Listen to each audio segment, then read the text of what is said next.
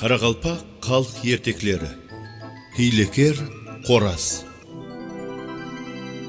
Бұрынғы өткен заманда бір қораз ағаштың басында таң ала кеугімде шақырып тұрған екен. Бұның даусын бір шағал естіп, қораздың қасына келіпті. Ау, қораз жора, сіз ерте тұрып қиқулап, кімлерді шақырып тұрыпсыз? Депті қоразға шағал. Сонда қораз: жолдастарымды ауқамласып жұмыс істеуге шақырып атырман, депті. Олай болса, қораз жора, төменге түс. Екеуміз бірге жолдас болып барайық. Жұмыс болса жұмыс істейік, депті шағал қоразға. Сонда қораз: әзір менің жерге түсуге қолым тимейді. Осы шақыруым менен ұйқыда жатқан жолдастарымды оятуым керек. Егер сенің де ауқамға қосылып жұмыс істегің келсе, анау алдыңда көрінген жайдың қасына басшымыз тауықларды күтіп отыр. Сен де сол қараға бара бер. Мен де сіздің ізіңізше бараман.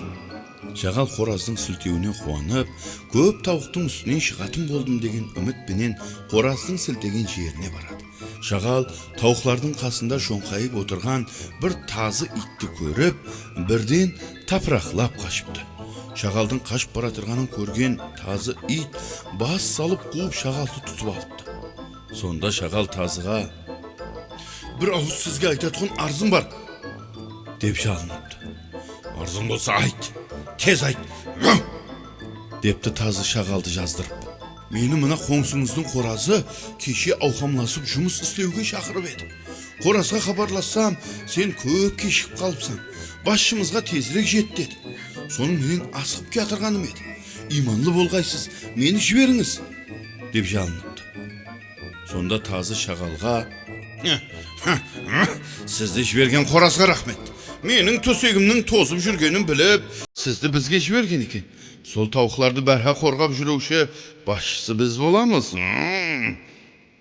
деп шағалдың бел омыртқасын үзіп, оны өлтіріп терісін төсек етіп алған екен.